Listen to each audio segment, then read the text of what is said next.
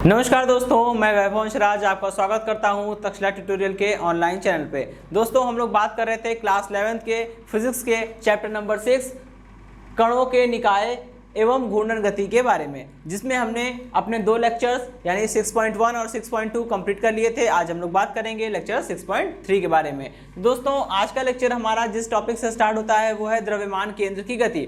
तो दोस्तों, इसका थोड़ा सा बैकग्राउंड समझ लेते हैं जो पीछे के दो लेक्चर्स में हमने पढ़ा है। ठीक है कि ढेर सारे कण मिलके कोई एक बड़ा पिंड बना सकते हैं। तो यहाँ पे हम लोग एक शब्द का बार बार इस्तेमाल करेंगे, कणों का निकाय। तो कणों का निकाय का मतलब यही होता है कि ढेर सारे छोटे छोटे कणों से मिलकर कोई एक बड़े पिंड का बनना।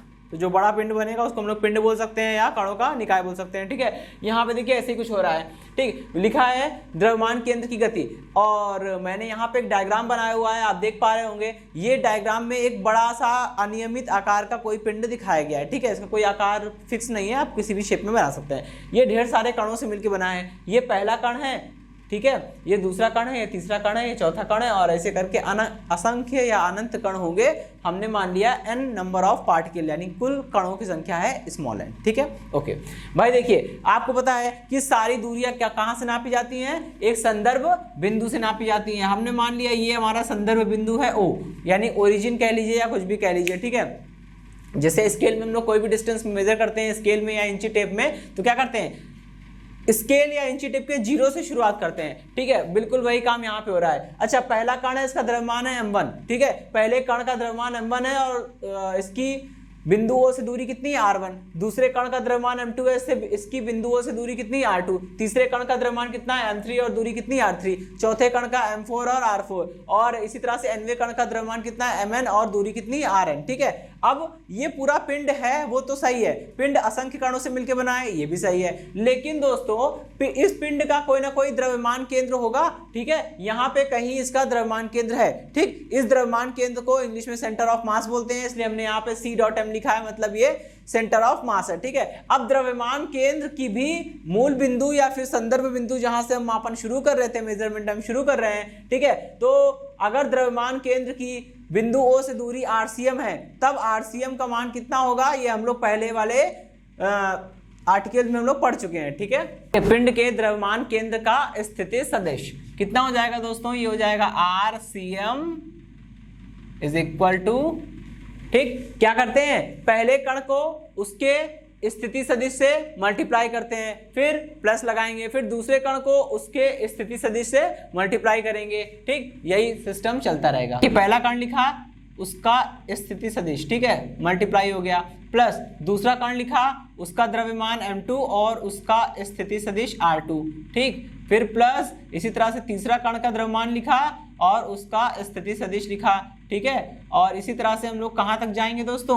हम लोग n तक जाएंगे। ठीक है, और अपॉन में क्या होता है दोस्तों? अपॉन में होता है पिंड का कुल द्रव्यमान। पिंड का कुल द्रव्यमान कैसे मिलेगा? सभी कणों के द्रव्यमानों को जोड़ दीजिए। भाई, पहले कण का द्रव्यमान m1 है, दूसरे कण का द्रव्यमान m2 है, तीसरे कण का द्रव्यमान m3 है, और ऐसे करके nवें कण का द्रव्यमान कितना है? mn है। ठीक है, सबको ऐड कर डालिए।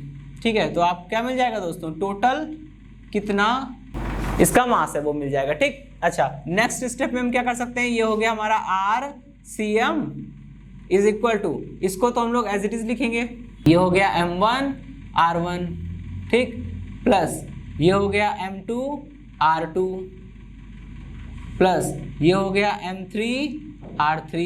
ऐसे दोस्तों लास्ट में क्या हो जाएगा? ये लास्ट में हो जाएगा mn Rn।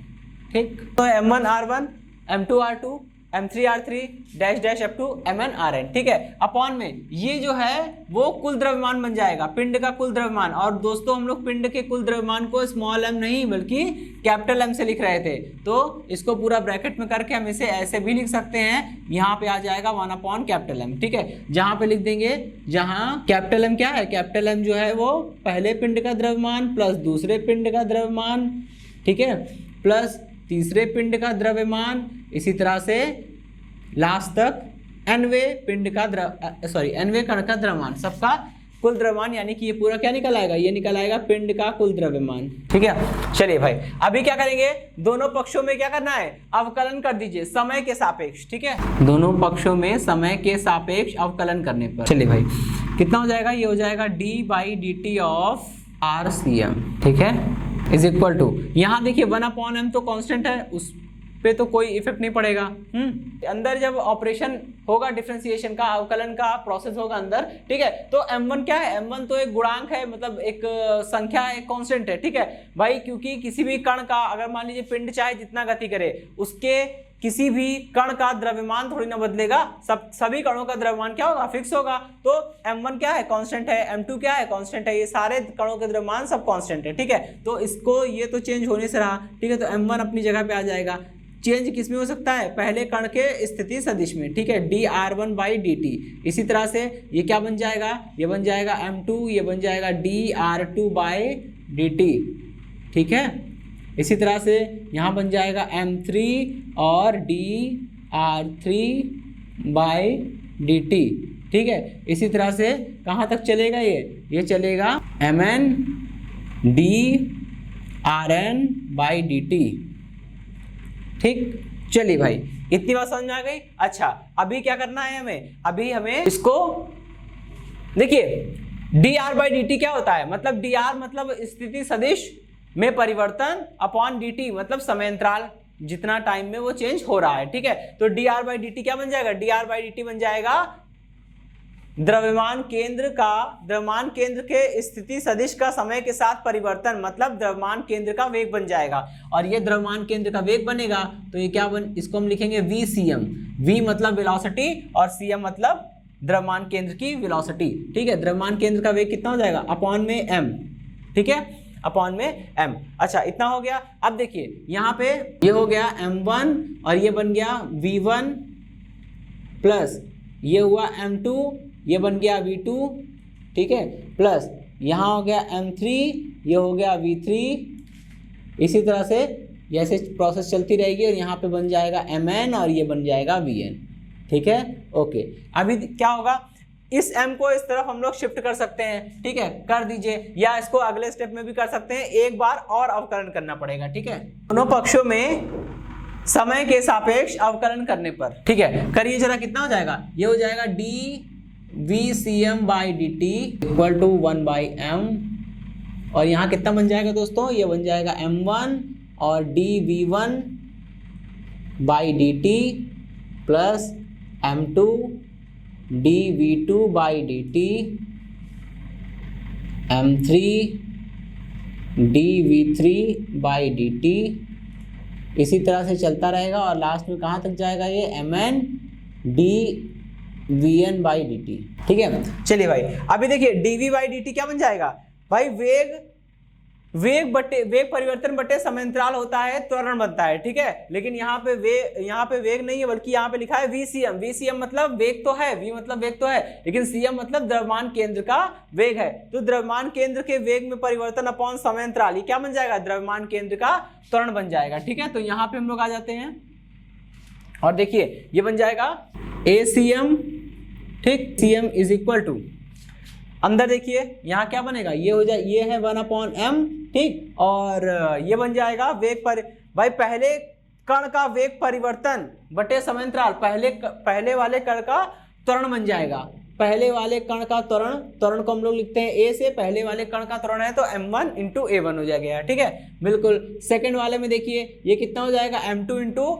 ये dv2/dt क्या बनेगा, दूसरे कण का वेग में परिवर्तन अपॉन समयांतराल, दूसरे कण के वेग में परिवर्तन अपॉन समयांतराल मतलब दूसरे कण का त्वरण बन जाएगा, ठीक है। इसी तरह से यहाँ पे क्या हो जाएगा, ये बन जाएगा m3a3, और इसी तरह से लास्ट में क्या हो जाएगा, लास्ट में हो जाएगा mnan, ठीक है, ओके।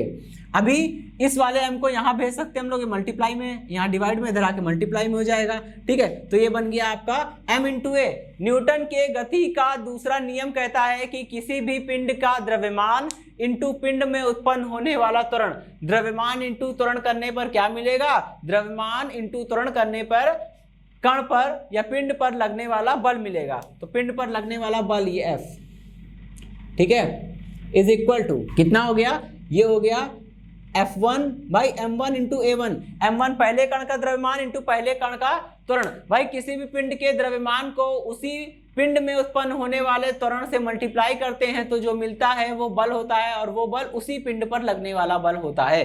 ठीक है, यहाँ हम लोग यहाँ लिखा है capital M into ACM। Capital M का मतलब पूरे पिंड का, पूरे पिंड के लिए बात हो रही है, पूरे पिंड का द्रव्यमान इंटू पूरे पिंड का त्वरण। ठीक, तो जो मिलेगा बल वो पूरे पिंड का बल होगा। ठीक, पूरे पिंड पर लगने वाला बल इज इक्वल टू, यहां देखिए M1 इंटू A1, M1 मतलब पहले कण का द्रव्यमान, A1 मतलब पहले कण का त्वरण। तो पहले कण का द्रव्यमान इंटू पहले कण का त्वरण मतलब पहले कण पर लगने वाला बल, इसको हम लोग F1 बोल रहे हैं। ठीक है, इसी तरह से कितना हो जाएगा, ये हो जाएगा F2, इसी तरह से कितना हो जाएगा, ये हो गया F3। ठीक है, इसी तरह से ऐसे चलते चलते कितना हो जाएगा, ये हो जाएगा Fn। ठीक है, ये बन जाएगा Fn। ठीक, और देखिए ये F1 F2 F3 Fn ये क्या बन गया, ये हो गया कुल बल। ठीक है, पिंड पर लगने वाला कुल बल। तो ये हो जाएगा F is equal to FEXT, यानी इसे हम बोल रहे हैं एक्सटर्नल। ठीक है, लगने वाला कुल बल। दोस्तों यहाँ पे इसको हमने इसको इक्वेशन नंबर 1 मान सकते हैं। चलिए इसको हम बोल देते हैं इक्वेशन 1 है। ठीक है, dr/dt निकाला है, इसको इक्वेशन नंबर 2 बोल दिया, और यहाँ से इसको एक ही चीज़ तो है, इसी को इक्वेशन नंबर 2 मान लेते हैं। ठीक है, और फाइनल ये इक्वेशन नंबर 3 है। ठीक है, तो दोस्तों यहाँ पे देखिए आपको इस वाली इक्वेशन से समझ में आ रहा होगा कि किसी पिंड पर लगने वाला कुल बल प्रत्येक कण पर लगने वाले बलों के योग के बराबर होता है, और ये बात बिल्कुल ही सच है। ठीक है, यहाँ पे दोस्तों हम लोग वेक्टर लगा सकते हैं, ये त्वरण है वेक्टर, ये सारे त्वरण वेक्टर होते हैं, तो वेक्टर है तो एरो लगा देते हैं। ठीक है, यहाँ से बल आएगा, ये भी वेक्टर। तो यहाँ से एक चीज समझ में आती है, द्रव्यमान केंद्र की गति कुछ इस तरह से होती है कि पिंड पर लगने वाले कुल जो बल होता है, ठीक है, उसका मान होता है पिंड के प्रत्येक कण पर लगने वाले बलों के सदिश योग के बराबर होता है। ठीक, और हम ये कह सकते हैं कि पिंड का द्रव्यमान केंद्र एक ऐसा बिंदु है जिसकी गति, जब पिंड गति करता है तो वो द्रव्यमान केंद्र इस प्रकार गति करता है कि मानो उसका सारा किस पे लगाओ, द्रव्यमान केंद्र पर लगाओ। आप यहाँ पे जो मैंने F लिखा है आप इसे FCM भी लिख सकते हैं अपनी सुविधा के। दोस्तों तो इस टॉपिक में बस यही बताना था कि जो मैंने शुरुआत में द्रव्यमान केंद्र की परिभाषा में बोला था कि किसी पिंड का द्रव्यमान केंद्र एक ऐसा बिंदु होता है जो उस पिंड की संपूर्ण गति को परिभाषित करता है। ठीक है, और जब पिंड पर कोई बल लगाया जाता है या पिंड किसी बल के अधीन गति करता है तो वो द्रव्यमान केंद्र इस प्रकार गति करता है मानो समस्त बल, संपूर्ण बल उस बिंदु पर ही लगा हो, ना कि पूरे पिंड पर। ठीक है, तो यहां से कुछ ऐसा ही रिजल्ट निकल के आया है। अब हम लोग इस टॉपिक को खत्म करके आगे बढ़ेंगे अपने नेक्स्ट टॉपिक की ओर। यहाँ पे दोस्तों अगले टॉपिक में हम बात करेंगे कणों के निकाय के रेखीय संवेग के बारे में। मतलब इस वाले टॉपिक में हमको क्या देखना है, हमको ये बताना है कि अगर कोई पिंड ढेर सारे कणों से मिलकर बना है, ठीक है भाई, अब हर एक पिंड के मतलब हर एक कण का द्रव्यमान अलग अलग होगा। ठीक है, हर एक कण का द्रव्यमान अलग होगा, हर एक कण की ओरिजिन यानी मूल बिंदु या संदर्भ बिंदु से दूरियां अलग अलग होगी, जैसे यहाँ पे R1 R2 R3 Rn लिया हुआ है। ठीक है, ओके, वैसे ही क्या होगा, वैसे ही मुझे निकालना है कि अगर संपूर्ण पिंड का रेखीय संवेग PCM है तो और प्रत्येक कण का रेखीय संवेग P1 P2 P3 एटसेट्रा है, तो मुझे इनके बीच में कोई रिलेशन निकालना होगा। बस इतना सा काम करना है इसमें। ठीक है, तो इसको हम लोग समझेंगे। ओके दोस्तों, ये है हमारा कोई पिंड या कोई निकाय, ये n कणों से मिलके बना है। तब पिंड का, अगर दोस्तों ये हमारा कोई पिंड है और ये n कणों से मिलके बना है तो इस पिंड के द्रव्यमान केंद्र RCM का मान कितना होगा, तब इस पिंड के द्रव्यमान केंद्र का स्थिति सदिश कितना हो जाएगा, ये हो जाएगा RCM is equal to M1R1। ठीक है, पिंड के द्रव्यमान केंद्र का स्थिति सदिश कितना हो जाएगा, RCM is equal to 1/m M1R1 M2R2 M3R3 और इसी तरह से MnRn। ठीक है, चलिए भाई इतनी बात समझ में आ गई। ओके, अब क्या करेंगे, इसको हमने मान लिया इक्वेशन नंबर 1। अब इस समीकरण के दोनों पक्षों में क्या करेंगे, समय t के सापेक्ष अवकलन करेंगे। समय t के सापेक्ष अवकलन करने पर करिए जरा, कितना हो जाएगा, ये बन जाएगा dCm/dt इक्वल टू 1/m ये हो जाएगा m1 dr1/dt plus m2 dr2/dt। दोस्तों देखिए हमने दोनों पक्षों में अवकलन किया है, तो drcm/dt is equal to 1 by capital M। Capital M क्या है भाई, पिंड का कुल द्रव्यमान। कैसे मिलेगा, सभी कणों के द्रव्यमानों को जोड़ देंगे, यानी m1 plus m2 plus m3 dash dash up to mn। ठीक है, ओके, तो ये कैपिटल M मिल जाएगा पिंड का कुल द्रव्यमान। अब जब अंदर यहाँ पे अवकलन होगा तो m1 कांस्टेंट है, बाहर आ जाएगा dr1/dt, फिर m2 बाहर आ जाएगा dr2/d3, इस तरह से m3 बाहर आ गया कांस्टेंट है, और ये बन जाएगा dr3/dt, और डैश डैश करके mn में mn बाहर आ जाएगा drn/dt। ठीक है, इतना समझ में आ गया। ओके, अभी क्या करना है, देखिए अब इसमें dr/dt, जैसे dr/dt मतलब विस्थापन बटे समय अंतराल, ये त्वरण, ये वेग बनता है, तो ये क्या बन जाएगा, जैसे dr/dt वेग होता है, वैसे drcm/dt क्या हो जाएगा, ये वेग हो जाएगा। लेकिन किसका वेग, द्रव्यमान केंद्र का वेग है, तो हमने vcm लिखा हुआ है। ठीक है, vcm इज इक्वल टू, ये कितना बन जाएगा, 1/M is equal to, sorry यहाँ पे ब्रैकेट होगा, ठीक है, ये हो गया 1/M इंटू ये ब्रैकेट में m1, और ये क्या बन जाएगा, जैसे dr/dt होता है वेग, वैसे dr1/dt, r1 मतलब पहले कण का स्थिति सदिश, तो dr1/dt ये बन जाएगा v1। ठीक है, इसी तरह से ये हो गया m2 इंटू v2, और ये बन जाएगा m3 into v3 into vn। ठीक है, ओके, तो ये हो गया v1, ये v2, ये v3। ठीक, ओके, ये vcm है। अब आप क्या कर सकते हैं, इस वाले m को इधर शिफ्ट कर सकते हैं, तो ये बन जाएगा m vcm is equal to, ये कितना बनेगा, ये बनेगा m1 v1 plus m2 v2, m3 हो जाएगा m3 into v3 into vn। Okay, अभी देखिए ये क्या बन जाएगा, जैसे m इंटू v करने पर किसी भी पिंड के द्रव्यमान को उसके वेग से गुणा करने पर हमें उसी पिंड का, उसी कण का रेखीय संवेग मिलता है p। ठीक है, वैसे यहाँ पे m क्या है, पूरे पिंड का, पूरे निकाय का कुल द्रव्यमान। vcm क्या है, द्रव्यमान केंद्र का वेग। द्रव्यमान केंद्र का वेग मतलब पूरे पिंड का वेग। ठीक है, द्रव्यमान केंद्र का वेग मतलब पूरे पिंड का वेग इंटू कैपिटल M मतलब पूरे पिंड का द्रव्यमान। द्रव्यमान इंटू वेग करने पर क्या मिलेगा, ये मिल जाएगा आपको PCM मतलब रेखीय संवेग, और CM मतलब सेंटर ऑफ मास का रेखीय संवेग। इस तरह से m1 v1 क्या मिलेगा, ये बन जाएगा P1 पहले कण का संवेग, m2 v2 क्या बन जाएगा, P2 यानी दूसरे कण का संवेग, इस तरह से m3 v3 P3 यानी कि तीसरे कण का संवेग, और इसी तरह से काम चलता रहेगा, और ये प्रोसेस चलते चलते लास्ट में mn vn, ये क्या बन जाएगा, ये बन जाएगा pn। ठीक है, बस समझ आ गई, ये बन जाएगा PCM is equal to P1 plus P2 plus P3 dash dash up to Pn। ठीक है, समझ आ गई। अब हम लोग क्या करेंगे, अब देखिए ये तो इसको इक्वेशन नंबर 1 माना था, इसको हम इक्वेशन नंबर 2 मान ले रहे हैं। ठीक है, अब यहां से हम क्या करेंगे, एक स्टेप और लेंगे, एक बार फिर से अवकलन करेंगे। ठीक है, ओके दोस्तों, देखिए हमने यहाँ पे समीकरण 2 में अवकलन करने बाद हमको मिला क्या था, MVCM is equal to m1 v1 plus m2 v2 plus m3 v3 dash dash up to mn vn। ठीक है, फिर हमने, आपको दिख रहा होगा दोस्तों m और v, m इंटू v, किसी भी पिंड के द्रव्यमान और उस पिंड के वेग को गुणा करने पर उस पिंड का रेखीय संवेग p मिलता है।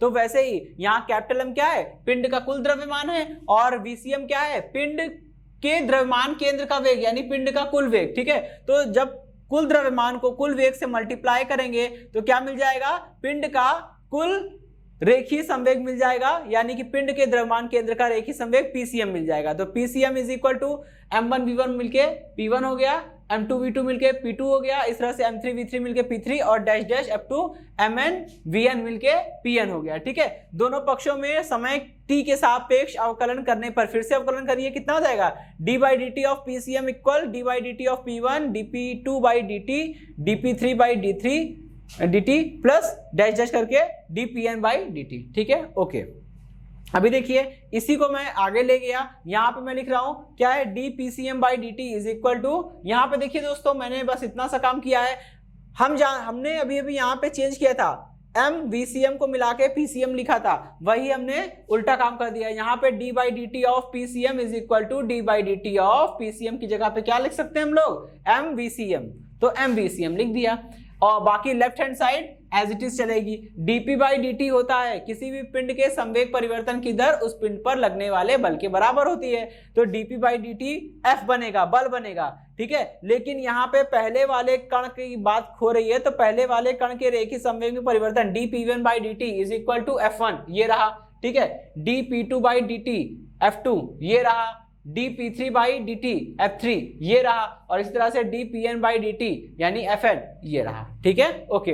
अब f1 plus f2 plus f3 dash dash करके fn ये क्या मिल जाएगा, ये पिंड पर लगने वाला कुल वाह्य बल है, और ये पिंड पर लगने वाला कुल वाह्य बल, इसलिए इसको लिखा है fext यानी कि एक्सटर्नल, ठीक है, एक्सटर्नल फोर्स है, ओके।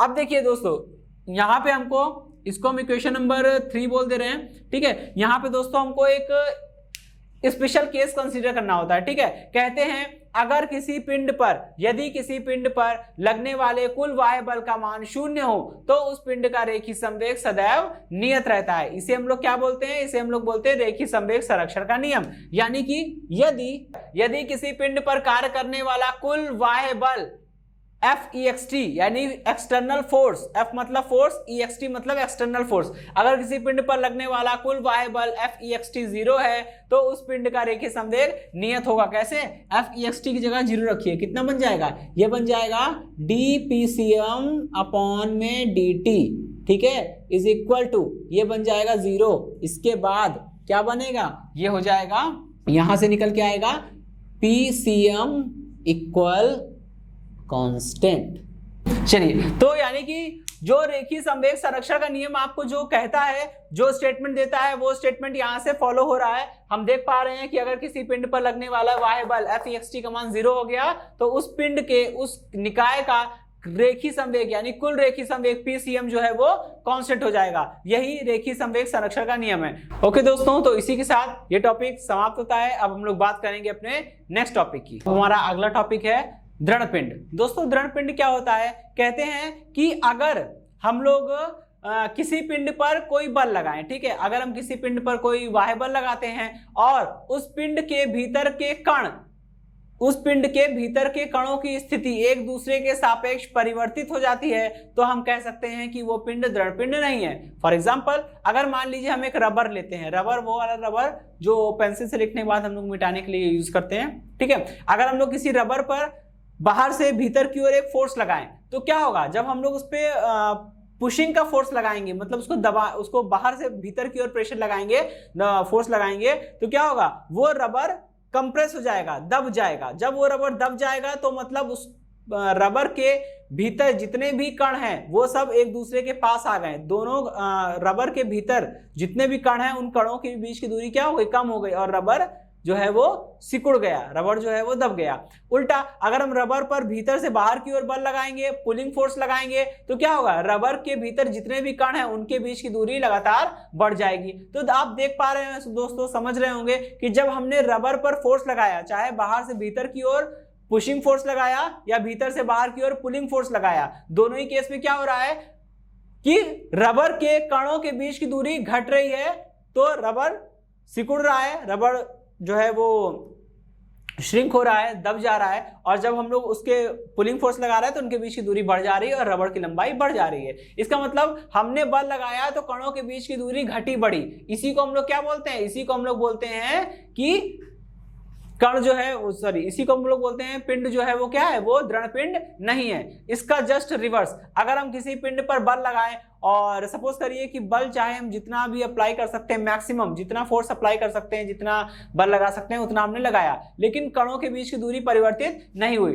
तो वो पिंड कैसा होगा, दृढ़ पिंड हो जाएगा। क्योंकि दृढ़ पिंड वो पिंड होता है जिस पर कोई बल आरोपित करने के पश्चात कणों के बीच की दूरी परिवर्तित नहीं होती है। जैसे अगर हम बात करें, वैसे तो देखा जाए तो वास्तव में कोई भी पिंड क्या होता है, दृढ़ पिंड नहीं होता है। क्योंकि हम लोग क्या कर सकते हैं कि अगर जैसे लोहे को लेते हैं, लोहे को भले हम चपटा नहीं कर सकते तो क्या हुआ, लेकिन मशीन मस्कुलर पावर का यूज करके हम लोग उसे दबा नहीं सकते, लेकिन उसे हम लोग मशीन पावर का यूज करके उसे जरूर चपटा कर सकते हैं, ठीक है। तो वास्तव में कोई भी पिंड होता है वो दृढ़ पिंड नहीं होता, ठीक। बस हीरा को छोड़ के, हीरा जो है वो वर्ल्ड का स्ट्रॉन्गेस्ट हार्डेस्ट मटेरियल है, ठीक है, विश्व का सबसे कठोर कोई भी विश्व की सबसे कठोर वस्तु कोई है तो वो है हीरा, ठीक है, क्योंकि आप हीरे को कंप्रेस वगैरह नहीं कर सकते, आप उसे दबा नहीं सकते, ठीक है, चाहे इतना प्रेशर अप्लाई कर दीजिए। ओके, तो ये तो बात हुई दृढ़ पिंड के बारे में। ओके दोस्तों, तो आज का लेक्चर यही समाप्त होता है। आज के लेक्चर से जुड़े नोट्स प्राप्त करने के लिए डिस्क्रिप्शन में दिए गए लिंक पर जाके क्लिक कीजिए। दोस्तों आज के सेशन में इतना ही, मिलता हूं नेक्स्ट सेशन में, धन्यवाद।